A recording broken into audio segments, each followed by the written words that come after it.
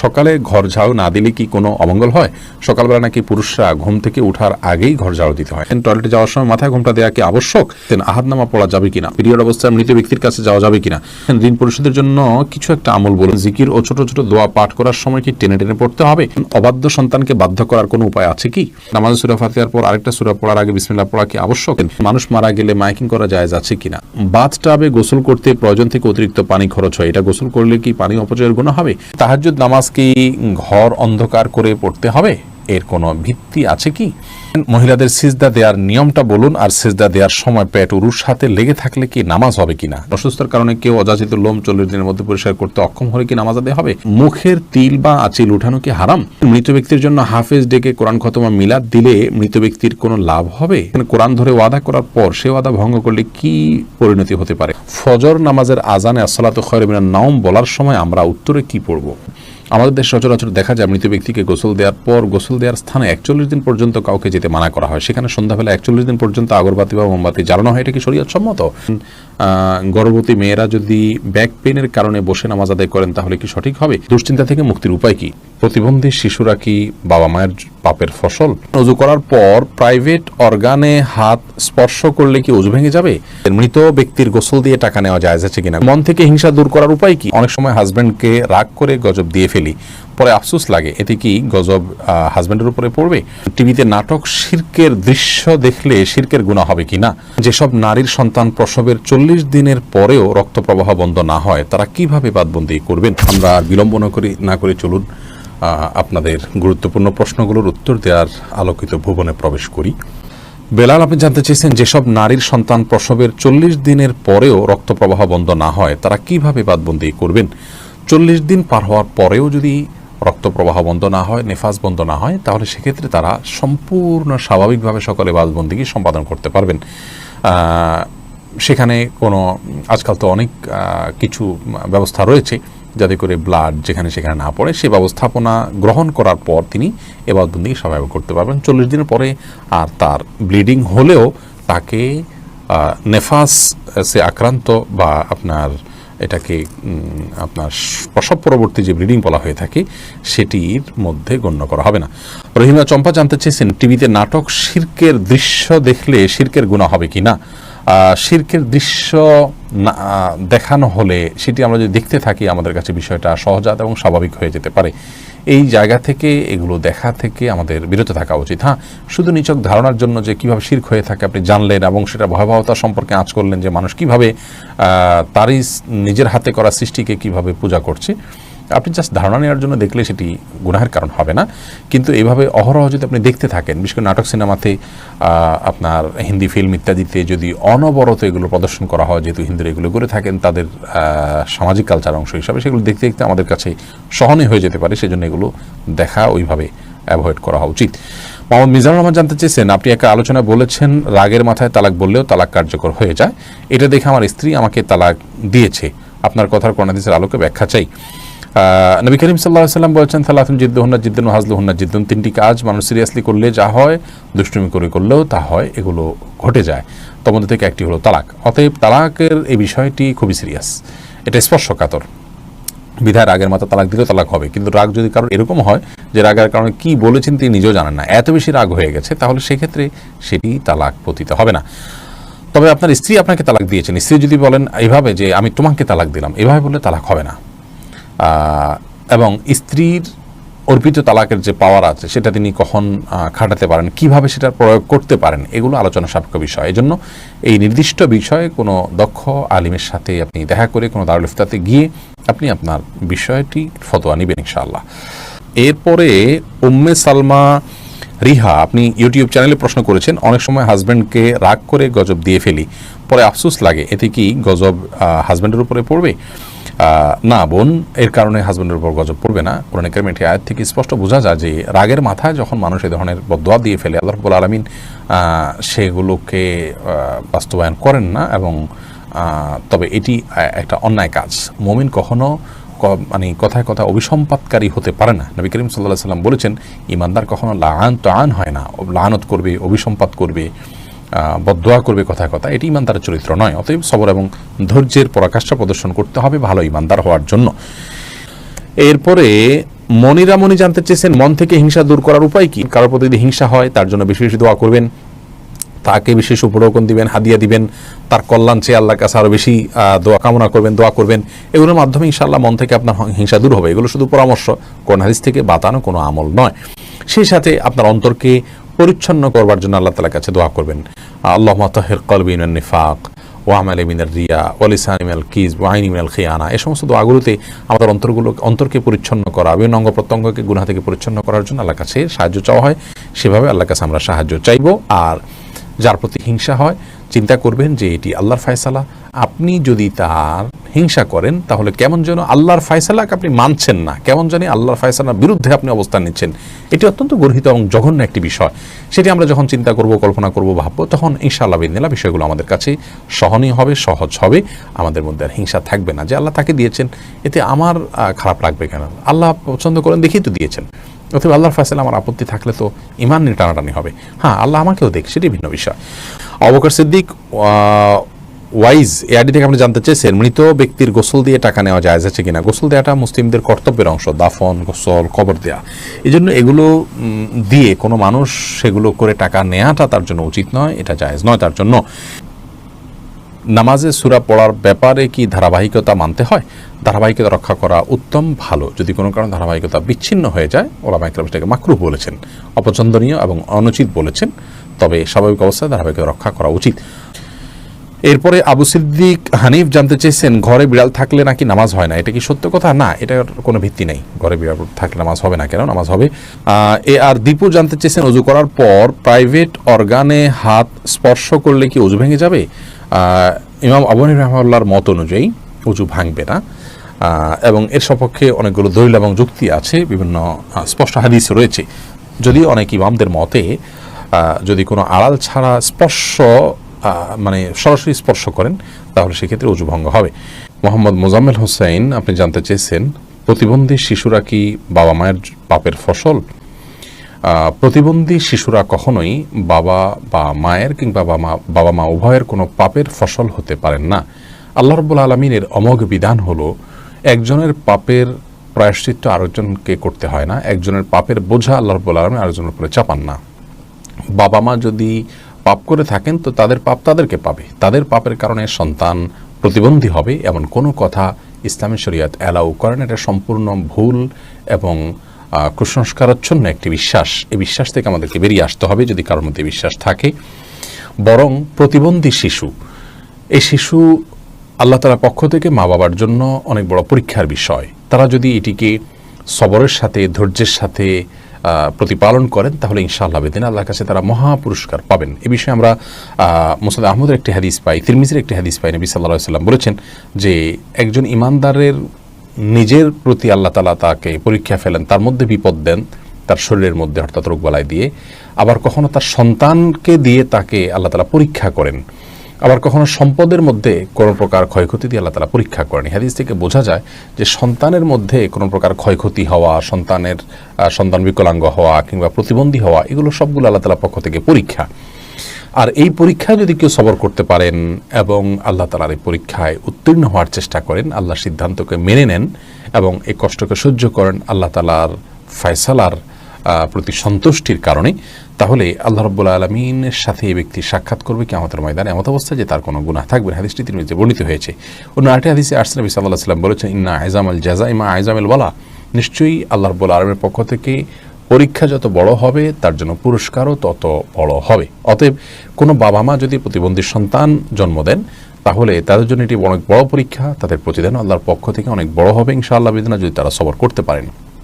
মুসনাদ আহমদের এক বর্ণনায় এসছে যে নবী সাল্লাল্লাহু আলাইহি ওয়াসাল্লাম বলেছেন কোনো ব্যক্তি যখন অসুস্থ হয়, রুগ্ন হয় বা তার শরীরে কোনো ত্রুটি থাকে, কোনো প্রকার প্রতিবন্ধকতা থাকে, তখন আল্লাহ রাব্বুল আলামিন ফেরেশতাদেরকে বলেন যে আমার বান্দা যতটুকু আমল করতে পারে এই তার প্রতিবন্ধকতা নিয়ে সেটুকু তোমরা লিপিবদ্ধ করো তার জন্য। এরপরে তাকে যদি আমি সুস্থতা দিয়ে দেই তাহলে তো যেটুকু তার অসুস্থতা ছিল, প্রতিবন্ধকতা ছিল, সেগুলো থেকে এটি কাফারা হয়ে গেল এই কষ্ট সহ্য করার কারণে। তার কোনো গুনাহ, ভুল, ত্রুটি, বিচ্যুতি ইত্যাদি থাকলে সেগুলো আল্লাহ কাফারা দিয়ে দিবেন। আর যদি সেই ব্যক্তি অবস্থায় মৃত্যুবরণ করে তবু আল্লাহ তাআলা তার প্রতি অনুগ্রহ করবেন, রহমত করবেন এবং তাকে মাগফিরাত নসিব করবেন। অতএব বিকলাঙ্গ হওয়া এটা কোনো দোষের বিষয় নয়। আর সন্তান বিকলাঙ্গ হলে সেটা বাবা মার পাপের ফসল, এই কথাটি মূর্খতা সুলভ কথা, এর সাথে কোরআন হাদিসের কোনো সম্পর্ক নেই। জাকারিয়া হাসান জানতে চেয়েছেন দুশ্চিন্তা থেকে মুক্তির উপায় কি? দুশ্চিন্তা থেকে মুক্তির সর্বপ্রধান উপায় হলো আল্লাহ রাব্বুল আলামিনের সাথে কথা বলা। মানুষ দুশ্চিন্তাগ্রস্ত অবস্থায় যদি কোনো শক্তিশালী কোনো ব্যক্তির সাথে শেয়ার করতে পারেন তাহলে কিছুটা নির্ভার ফিল করেন। আর আল্লাহ রাব্বুল আলামিনের চাইতে শক্তি ধরার কেউ নেই, তিনি কাদির, সব কিছু করতে তিনি সক্ষম। অতএব আপনার দুশ্চিন্তা দূর করবার জন্য আল্লাহর সাথে কথা বলুন, সলাতে চলে যান, বিশেষ করে সিজদায় গিয়ে আল্লাহর সাথে দীর্ঘ সময় কথা বলুন, তাহাজ্জুদে উঠে যান এবং আল্লাহর সাথে কথা বলুন। কোরআন কারীমের বিভিন্ন অংশ আপনি তেলাওয়াত করুন খুব ধীরে ধীরে, তেলাওয়াত শুনুন খুব ধীরে ধীরে, দেখবেন ইনশাআল্লাহ অন্তরের মধ্যে আপনি প্রশান্তি অনুভব করবেন। আলা বিযিকরিল্লাহি তাতমাইন্নুল কুলুব, আল্লাহ বলেছেন অন্তর প্রশান্ত হয় আল্লাহর স্মরণে। অতএব আল্লাহর স্মরণ করা মুখে, অন্তরে, কোরআন তেলাওয়াতের মাধ্যমে, সলাতের মাধ্যমে, এগুলোর মাধ্যমে ঈমানদারের অন্তরকে আল্লাহ তাআলা প্রশান্ত করে থাকেন। আল্লাহর দিকে যত বেশি ধাবিত হবেন, যত আল্লাহর সাথে সম্পর্ক গাঢ় করবেন, যত আল্লাহর সাথে সম্পর্ক নিবিড় করবেন, যত আল্লাহর সাথে কথা বলবেন, তত বেশি ইনশাআল্লাহ বিদিনা দেখবেন অন্তর প্রশান্ত হবে এবং দুশ্চিন্তা থেকে আপনি রক্ষা পাবেন। দুশ্চিন্তা এটাকে অনেক সালাফ বলেছেন জুনদুম মিন জুনুদিল্লাহ, আল্লাহ তাআলার বাহিনী সমূহের মধ্যে থেকে একটা বাহিনী দুশ্চিন্তা। এটা দিয়ে আল্লাহ রাব্বুল আলামিন অনেক মানুষকে শাস্তি দিয়ে থাকেন, অনেককে পরীক্ষা করে থাকেন। অতএব এইরকম পরিস্থিতিতে আল্লাহর কাছেই রুজু হওয়া, এটাই হলো সবচেয়ে বড় উপায়। অতএব ভরসা আল্লাহ তাআলার প্রতি করা এবং আল্লাহর দিকে রুজু হওয়া, আল্লাহর দিকে ধাবিত হওয়া, এটা হলো দুশ্চিন্তা দূরের সবচেয়ে বড় উপায়। যে ব্যক্তি আল্লাহর প্রতি তাওয়াক্কুল করবেন তাকে খুব বেশি দুশ্চিন্তা গ্রাস করার কথা নয়। আল্লাহর উপর ভরসা করবে ঈমানদার, যে ইনশাআল্লাহ আমার অভিভাবক আল্লাহ তাআলা, তিনি দেখছেন, তিনি দেখবেন। এটি যখন করবেন ইনশাআল্লাহ আপনার মধ্যে আস্থা জায়গাটা তৈরি হবে। যদি কোনো মানুষ তার তাওহীদ খুব মজবুত থাকে, আল্লাহর প্রতি আস্থা এবং ভরসা তার খুব মজবুত থাকে, তিনি জানেন যে আল্লাহ ছাড়া কেউ ক্ষতি করার কোনো ক্ষমতা রাখেন না, আর আল্লাহ যা লিখেছেন তা খণ্ডাবার করার ক্ষমতা নেই, এই বিশ্বাস যদি কারো মজবুত থাকে তাহলে কোনো পেরেশানিতে তিনি খুব বেশি ভেঙে পড়ার কথা নয়। যার ঈমান যত মজবুত তিনি তত পেরেশানিতে শক্ত থাকতে পারেন। আল্লাহ তাআলা আমাদেরকে সহজ করুন এবং সহায় করুন।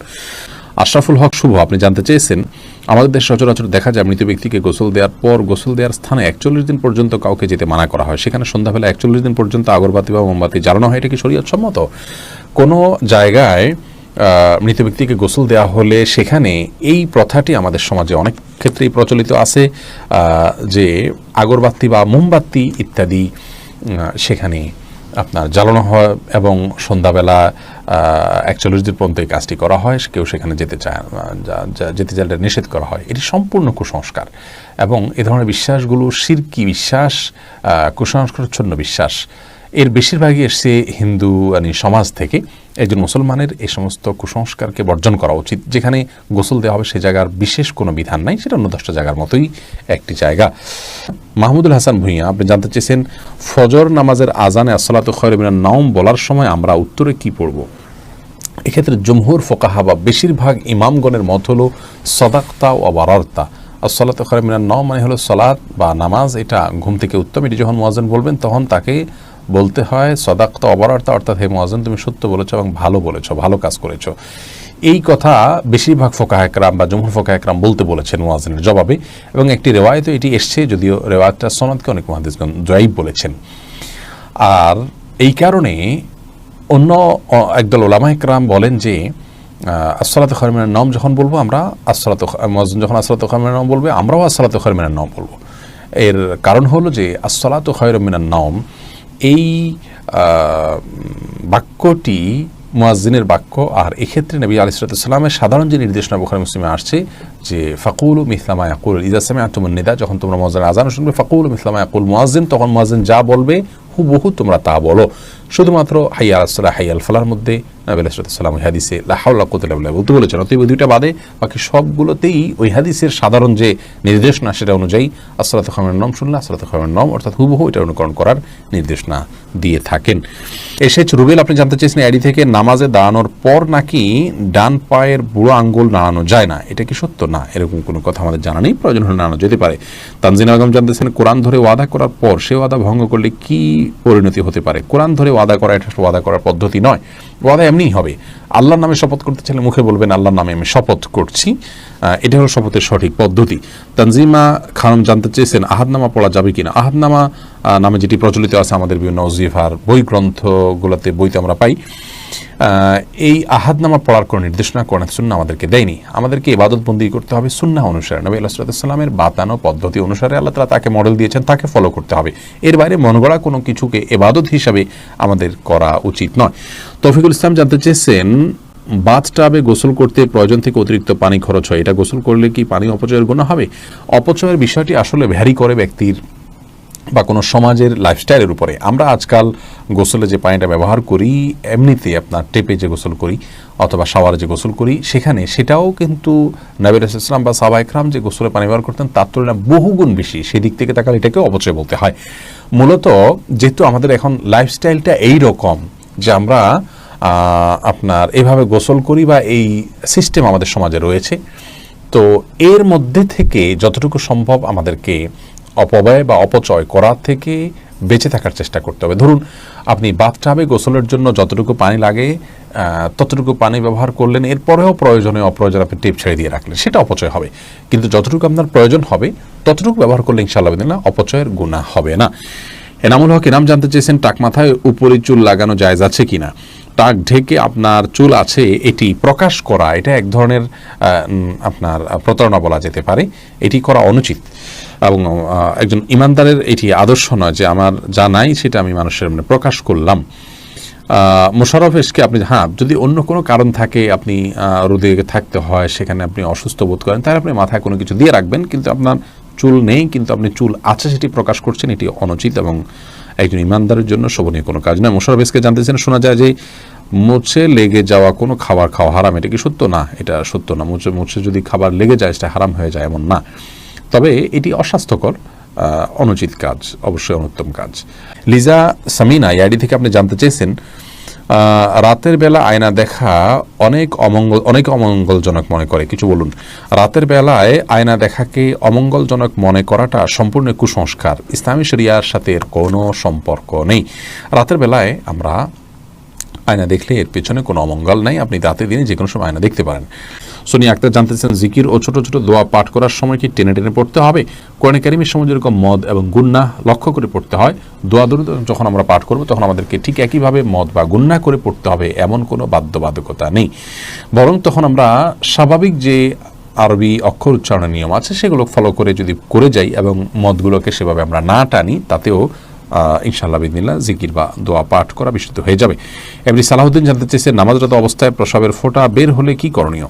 নামাজরত অবস্থায় যদি পেশাবের ফোঁটা বের হয় তাহলে সেদিন নামাজ ছেড়ে দিতে হবে এবং কাপড় লাগিয়ে সে অংশ ধুয়ে ফেলতে হবে এবং নাপাক দূর করে টিস্যু ইত্যাদি দিয়ে পানি দিয়ে তারপরে উজু করে তাকে নামাজ পড়তে হবে। আর যদি এটা তার অনবরত বের হতে থাকে এবং 4 রাকাত নামাজের মধ্যে নামাজ পড়তে যে পরিমাণ সময় লাগে, ধরুন 8-10 মিনিট, এই সময়টুকুও তিনি ফ্রি হন না বা মুক্ত থাকেন না, এর মধ্যেও তার পেশাব এসে পড়ে তার ইচ্ছায় অনিচ্ছায়, এরকম যদি হয় তাহলে সেক্ষেত্রে তার জন্য ওই অবস্থায় সালাত চালিয়ে যাওয়া জায়েজ আছে, কারণ তার পুরো সালাতের ওয়াক্ত জুড়ে কয়েক ঘন্টা জুড়েই অনবরত আসতে থাকে। আর যদি এরকম না হয়, শুধু ওই সালাতের মধ্যেই এসছে, তাহলে তার সালাত ছেড়ে সেটিকে পরিচ্ছন্ন করে এসে সালাত আদায় করতে হবে।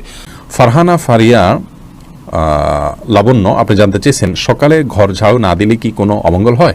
সকালবেলা নাকি পুরুষরা ঘুম থেকে ওঠার আগেই ঘর ঝাড়ু দিতে হয়। না বোন, এটা বানোয়াট কথা, হয়তো পুরুষ শাসিত সমাজে নারীদেরকে আপনার কোণঠাসা করে রাখার জন্য বা তাদেরকে কাজে লাগানোর জন্য কেউ তৈরি করেছে, এগুলোর সাথে ইসলামের কোনো সম্পর্ক নেই।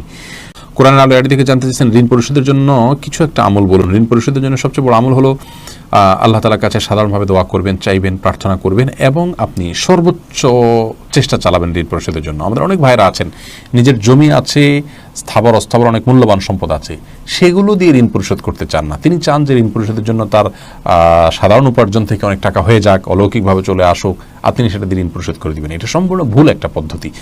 আপনার ঋণ পরিশোধ করাটা আপনার জন্য ফরজ, এটা বান্দার হক। অতএব আপনার জমি থাকলে, সম্পদ থাকলে এগুলো বিক্রি করে আপনি ঋণ পরিশোধ করবেন এবং সেগুলো বিক্রি করার অপশন থাকলে বিক্রি করবেন। সেগুলো সব ধরে রেখে আপনি চাইবেন যে আল্লাহ তাআলা অলৌকিকভাবে আপনাকে টাকা দিয়ে দিক, সেটা দিয়ে আপনি পরিশোধ করবেন। এটা সম্পূর্ণ দুনিয়ার প্রতি আমাদের মোহ আছে এবং ঋণ পরিশোধের গুরুত্ব আমরা বুঝি না, সেটা স্পষ্টভাবে প্রমাণ হয় এমন একটি বিষয়। বিধায় এমনটি করা উচিত না। সেই সাথে ঋণ পরিশোধের জন্য কিছু দোয়া আছে, আল্লাহুম্মা কফিনি বিহালালিকা আন হারামিকা ওয়াগনিনি বিফাদলিকা আম্মান সিওয়াক। আরও কিছু দোয়া আছে, ইউটিউব বা ফেসবুকে সার্চ দিলে আমাদের অনেকগুলো ভিডিও আছে, দেখে নিতে পারবেন। সেগুলো আপনি আল্লাহর কাছে সাধারণভাবে পাঠ করবেন, ইনশাআল্লাহ সেই দোয়াগুলো পেশ করবেন। সামিয়া ফেরদৌস জানতে চেয়েছেন, তাহাজ্জুদ নামাজ কি ঘর অন্ধকার করে পড়তে হবে? এর কোনো ভিত্তি আছে কি? তাহাজ্জুদের নামাজ এটা আমরা ঘর অন্ধকার করে, লাইট বন্ধ করে পড়তে হবে, এর কোনো ভিত্তি নেই।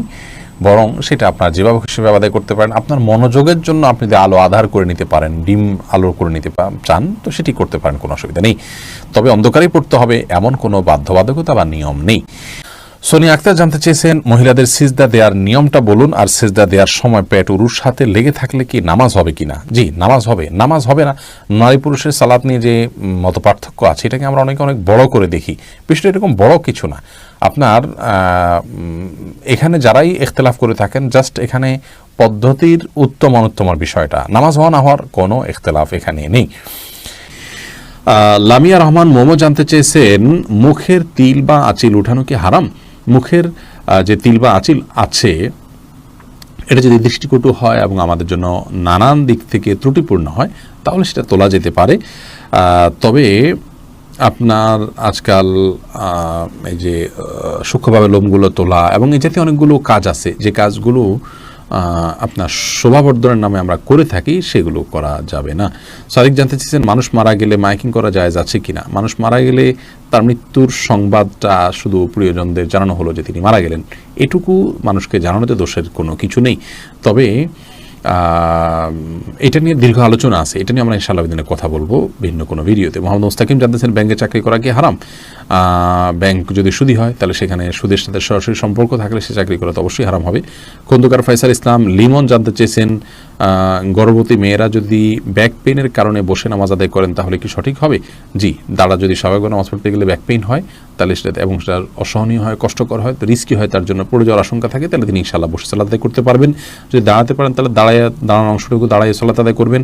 এরপর রুকু সিজদা করাটা তার জন্য কষ্টকর হলে পরে বাকি অংশটা চেয়ারে বসে সালাত আদায় করবেন। আর যদি এটুকুও কষ্টকর হয়, তাহলে পুরোটুকুই বসে সালাত আদায় করতে পারেন। আয়েশা সিদ্দিকা জানতেছেন, ফেসবুকে মৃত ব্যক্তির ছবি দেওয়া বারবার কতটুকু শরীয়ত সম্মত? বিনা প্রয়োজনে এটা না করাই উচিত, তবে এটাকে হারাম আমরা বলতে পারবো না সরাসরি। রাকিব হাসান জানতেছেন, অসুস্থতার কারণে কেউ অযাচিত লোম 40 দিনের মধ্যে পরিষ্কার করতে অক্ষম হলে কি নামাজ আদায় হবে? অসুস্থতার কারণে বা কোনো ওজোর কারণে যদি হয়ে থাকে, আদায় হয়ে যাবে ইনশাআল্লাহ বিদিনিল্লাহ। আসমাউল হোসনা ফেনু জানতে চেয়েছেন, পিরিয়ড অবস্থায় মৃত ব্যক্তির কাছে যাওয়া যাবে কিনা? যাওয়া যাবে, এতে কোনো অসুবিধা নেই। কাকুলি শেখ জানতেছেন, সাহসিদাতে কি সেজদার তাসবিহ পড়বো? জি, অবশ্যই আপনি সেজদার তাসবিহ পড়বেন। রোশনার খাতুন জানতে চেয়েছেন, মৃত ব্যক্তির জন্য হাফেজ ডেকে কোরআন খতম মিলাদ দিলে মৃত ব্যক্তির কোনো লাভ হবে? মৃত ব্যক্তির জন্য হাফেজ ডেকে কোরআন খতম পড়া, মিলাদ পড়া কোনো শিক্ষা ইসলাম দেয়নি। এটি সম্পূর্ণ আমাদের দেশীয় সংস্কৃতি বা আঞ্চলিক সংস্কৃতি বা আমাদের বানানো সংস্কৃতি। মৃত ব্যক্তি নিজে তেলাওয়াত করলে তার সব তিনি পাবেন, আমরা তেলাওয়াত করলে তার তেলাওয়াত করে তার সব তার জন্য পৌঁছাতে চাইলে সেটি অনকল আমার মতো জায়েজ আছে। কিন্তু হাফেজ বা হুজুরদেরকে ডেকে এনে তেলাওয়াত করানো এবং তার জন্য পেমেন্ট করা, যেটা আমাদের দেশে প্রচলিত আছে, এটি ইসলাম শরীয়তের দৃষ্টিকোণ থেকে জায়েজ কাজ নয়। যেটি করছেন এবং যিনি করাচ্ছেন সবাই গুনাহগার হবেন। এরপরে রাশেদ আপনি জানতে চেয়েছেন, অবাধ্য সন্তানকে বাধ্য করার কোনো উপায় আছে কি? অবাধ্য সন্তানকে বাধ্য করার জন্য ছোটবেলা থেকেই তার সাথে সেভাবে ইসলামিক যে আপনার ইসলামের যে নির্দেশনা আছে একজন প্যারেন্টসের জন্য, প্যারেন্টিংয়ের বিষয়ে, সেগুলোকে লক্ষ্য করা উচিত। তাকে সালাতের নির্দেশ দেওয়া, নিজের সালাতে অভ্যস্ত করা, ভালো পরিবেশ দেওয়া, এগুলো না করে এরপরে বড় হওয়ার পরে অলৌকিক কোনো পদ্ধতিতে তাকে আপনি বাধ্য করে ফেলবেন, এরকম কোনো সুযোগ নেই। তারপরেও আপনি তাকে সৎসঙ্গ দিলেন, নেককারদের সোহবতে নিলেন এবং তার জন্য আল্লাহর কাছে মনে প্রাণে দোয়া করলেন, আবার দোয়া সন্তানের জন্য কবুল হয়। এইরকম বিভিন্ন উদ্যোগের মাধ্যমে আপনি তাকে সৎপথে আনতে পারেন, বাধ্য করতে পারেন। তানি ইসলাম জানতে চেয়েছেন, টয়লেটে যাওয়ার সময় মাথায় ঘোমটা দেওয়া কি আবশ্যক? এটা উত্তম এবং ভালো। অনেক উলামা ইকরাম উন্মুক্ত মাথে যাটাকে মাকরুহ বলেছেন। পরাজিত মনে নামাজ সূরা ফাতিহার পর আরেকটা সূরা পড়ার আগে বিসমিল্লাহ পড়া কি আবশ্যক? না, আবশ্যক না, সুন্নাহ। পড়া ভালো, উত্তম। কাকলি শেখ সুন্নাহ, পড়া উচিত, না পড়লে গুনাহ হবে না। কাকলি শেখ জানতেছেন বাজনা বাজানো ছাড়া ঘরের মধ্যে যেখানে কোনো নন মাহরাম নেই সেখানে কি গান গাওয়া যাবে? শুধু খালি গালা যদি গানের অর্থ খারাপ না হয় গাইতে পারেন, সে মানুষ সামনেও গাইতে